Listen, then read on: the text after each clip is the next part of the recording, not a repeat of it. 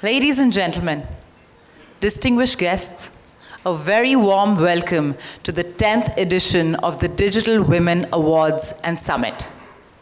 10 years are a big milestone, not only for this initiative, but for the fact we have seen a leap in the female-led businesses that have changed the face of the Indian economy.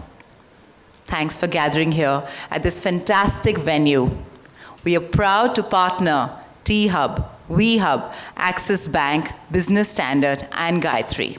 We are here to shine a well-deserved spotlight on remarkable women who build and build well. Women today are using the internet, and how? They come from every corner of India with their unique stories, unique locations, unique businesses, and unique success, all to come together in the world of digital empowerment. So a big round of applause to all you women here. I would like to introduce someone, the founder of She the People and Gayatri, Shelly Chopra, a journalist turned entrepreneur, award-winning author, a UN generational ally, and a women's health champion. 10 years ago, we started with one. Few years down, we were 10 million. And today we are aiming to tell 100 million stories from within the subcontinent, which for most people are like, are they these stories? And I always say, look at the woman sitting right next to you.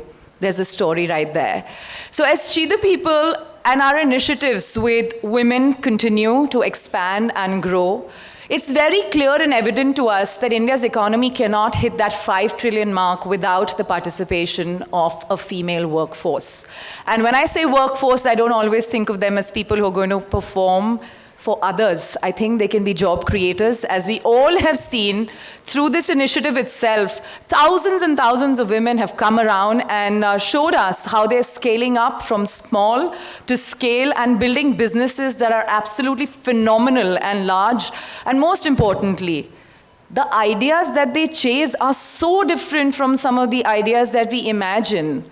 Going beyond just a retail story, going beyond a real estate story, going beyond a health story, and peeling all of these to come up with something that will change the way either artificial intelligence or technology or just the way we do last mile delivery can bring forth such a massive difference in the idea of what we call innovation.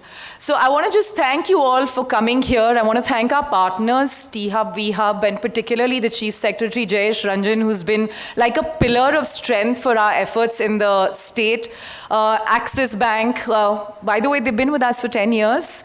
And again, I always say that I'm one woman who's had many men give her the wind beneath their wings as a platform, just as women have.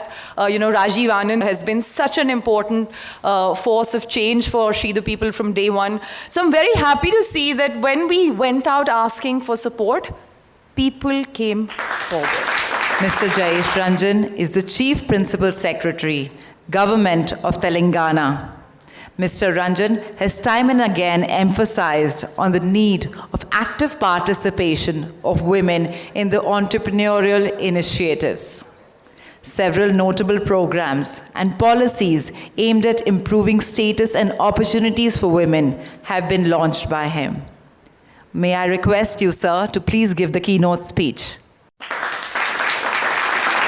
One of the main reasons women are not considered equal to men is because they are not economically independent. I mean, the fact that women contribute a lot to homemaking, they do so many other things which if it is valued will be worth millions of rupees.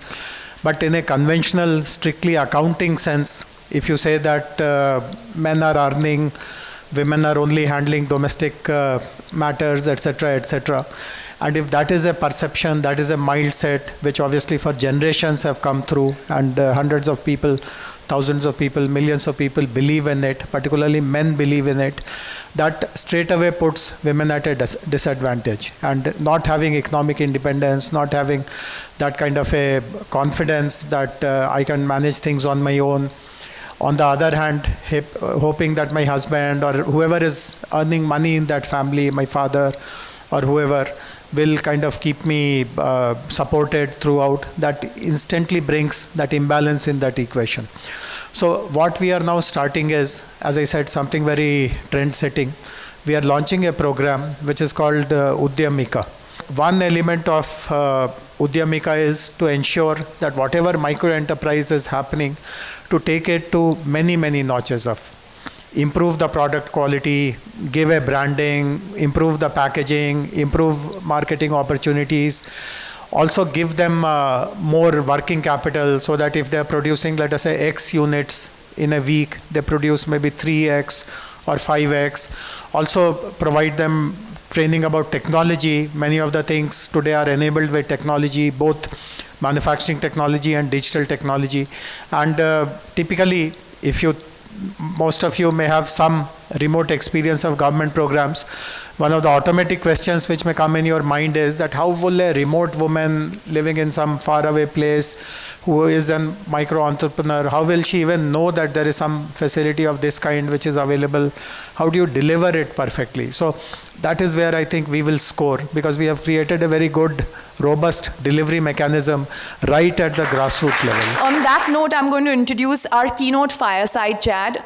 Upasana Konidela, somebody you're familiar to see in headlines here in Hyderabad, but we get to see very little of her, so we've been so excited to, get her to come on stage and talk about the force of nature that she herself is, and the way she's changing the way companies, working women, career women think about themselves through healthcare.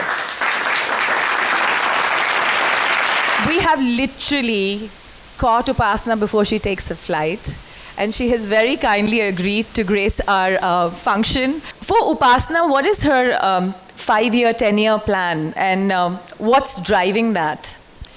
My 5-year, 10-year plan right now is part of my life purpose, which is to teach women how to be proud of being financially independent. Because some women don't like to let their husbands know that they're earning more than them. And you need to be very proud of being financially independent.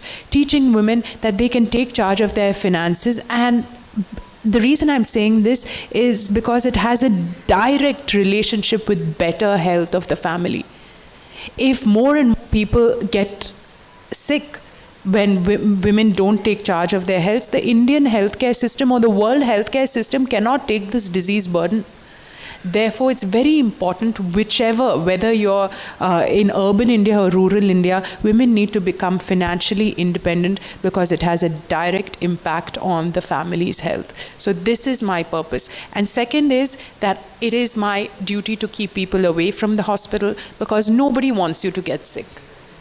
So do whatever it takes, give them the right information, give them the right supplements, teach them what to use, because everything is on the gadget that they have in their hand right now. Yeah. They just need to use it correctly so they do not end up in the hospital. As you meet all these entrepreneurs, potential entrepreneurs, aspiring entrepreneurs, what would you say to them about biting what you can chew as you go through that journey of making the big leap to the big goals? Because we always think, what's that mega goal that I want to target, right? But sometimes we lose sight of smaller goals we need to achieve to get there. So how do you think that, what kind of advice would you give them? Listen, guys, I may sound very shallow, but I use AI now to create my goals. So I put my big goal in ChatGPT and I give it a timeline and I say, how do I achieve this? And then it gives me an answer. And it's actually working wonders for me. Maybe you should try that out. And sometimes AI can help you simplify your journey and your goals. And it's helping me so much. I was just speaking about my dog right now. So I said, I want my dog to generate enough money through endorsements that she can start funding different charities. And I put that goal in and I gave it a timeline and ta-da, I got a whole process of, I need to do this in 6 months, in 8 months, I need to do this. And it's just working for me now. Rhyme has a movie offer. Thanks, Upasana. Wonderful having you here. And we would like to honor you with an award at the Digital Women Awards for, your silent but strong and bold effort with all the digital, introductions that you're doing to health.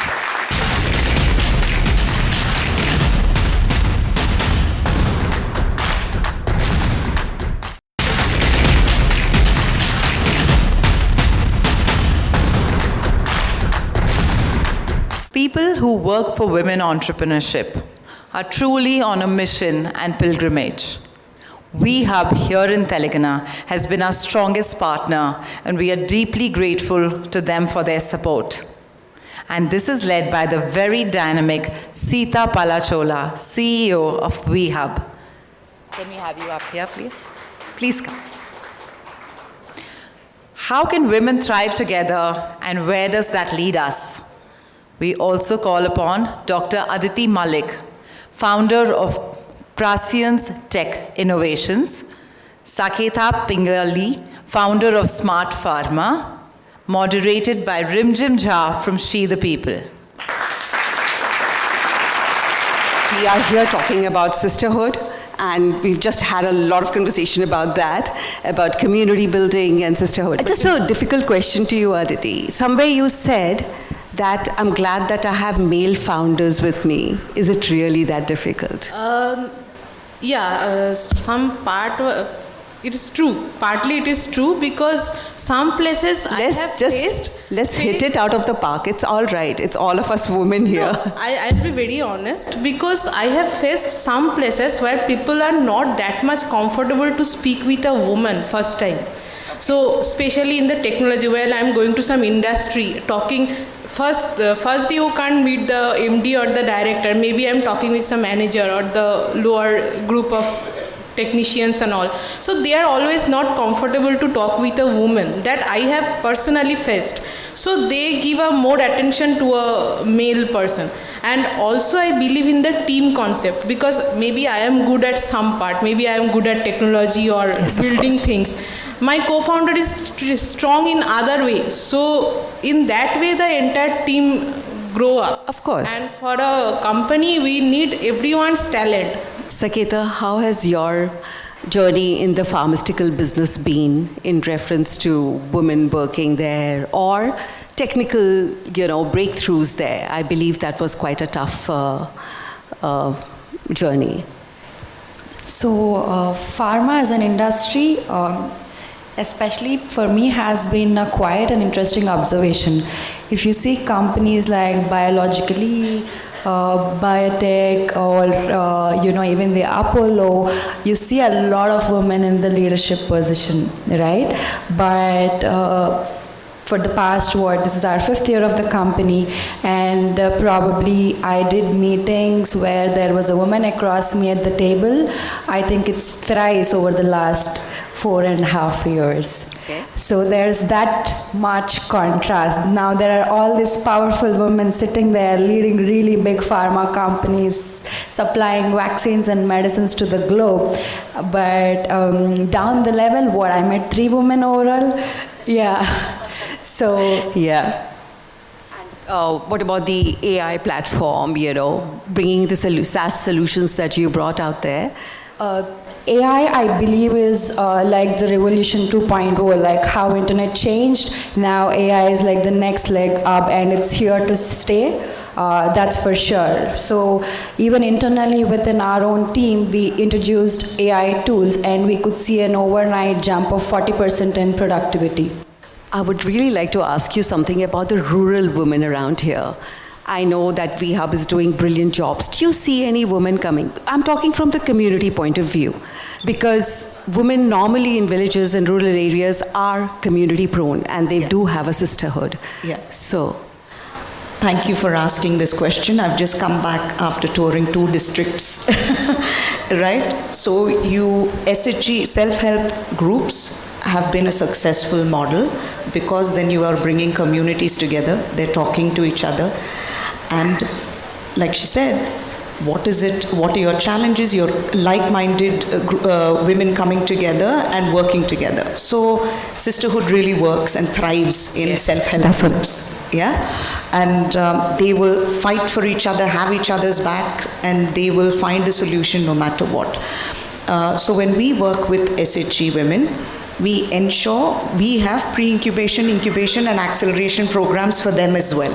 Just that it's tailor-made for their environment. A lot of them cannot travel to cities, so we go to them and we say, okay, we work with the district collectors and say what are the challenges, and you will not believe at the rate at which they adopt and adapt to new technologies, financial literacy, because there's a fire that they want to do better and they want to know better. There's so many stories that I can share, right?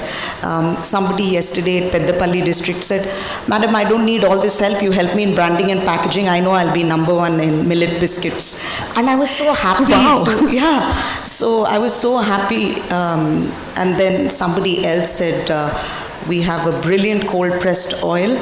We will be in all retail stores if you just give us market access." So even the women at the self-help groups know what they want, but they need somebody to listen to it and give them that hand-holding support to scale. I have personally followed her journey. She has broken many barriers and questioned society's unrealistic norms. You all know her and love her, which is why She the People is proud to present Sakshi Sindhwani on stage. You have talked about body image, you've talked about the importance of fashion for not just one kind of people, but every kind of people. When that happened, was it challenging to take a step in a space that nobody else is willing to go and tread? You know, honestly not. It wasn't like a challenge in a way. There wasn't a challenge in my head. I always knew that that is something I have to do. Because that's why I started watching YouTube videos in the first place, right? I wanted to find comfort. Yeah. So for me, it came very naturally. It was almost, but you know, I won't take away from the fact that people did impose hate and, you know, trolling initially, because I was not the ideal standard of beauty on the internet creating videos. You know, I had my stretch marks, I had my cellulite, and people didn't like that. People still don't like that. And that's very disheartening. But little by little, I was very fierce. So that's the thing, you know. And that's why I like to, and I love that you called me an entrepreneur so much, because that's how I reckon myself as well. I am an entrepreneur because the doors didn't open by itself. I pushed those doors, like I almost kicked those doors open. I would go, and till date I have no ego in calling the biggest of the people and standing up for myself. You think those ramp walks happened because I had this social media following? No, definitely it made a mark. But I still had to reach out to the biggest people to ensure that what I want to say and what I want to talk about stays. No matter what brand deal that comes, my messaging about inclusivity and skin positivity and body positivity stays. I remember one of our early conversations, you telling me that, Shelly, I came from a family where the idea of creation or becoming this public personality was not even ideal on the table, right?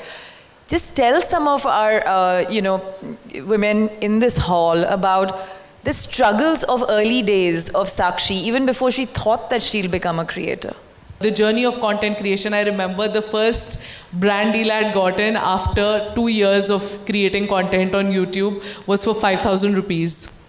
And I just remember like feeling so grounded, honestly, because I just realized 2 years of consistent hard work I've done to get this one brand deal, and I'm so happy. And that's where I realized it's not really about the money, it's about the passion first. I've always put passion about fashion first. How do you build a brand? Know what you want to build. Like for me, this is really interesting. The then editor of Cosmopolitan magazine came up to me when this is right after COVID, and she came up to me and she said, I love the strategy that you have with content creation, Sakshi. And nobody had ever said that to me. And I was like, but what did that mean? Are people actually seeing this strategy? Are they noticing the strategy I'm consciously putting in? My strategy was simple. I had to be authentic. I didn't want to copy anybody. I wanted to be myself. I wanted to be fearless in my own voice. And I wanted to make a change, period. No matter how long it takes and how much effort it takes, I wanted to create measurable changes in the fashion industry when it comes to inclusivity. And I wanted to be in the rooms where I definitely wasn't supposed to be, or nobody looking like me had ever been. And I wanted to be in campaigns, and I wanted to be as part of that imagery. Not just like thinking and manifesting, but like I created content that reached these people. And that is pure hard work and ideation, and I would never sit on a thought. So I see a lot of young girls, they have such brilliant ideas, and we sit on it and we contemplate and we think we're going to start it 10 days later, 1 month later, or maybe we need to talk to 10 people to get validation about that idea. I think I have spoken to so many founders, and this one thing in common is that we act and we react.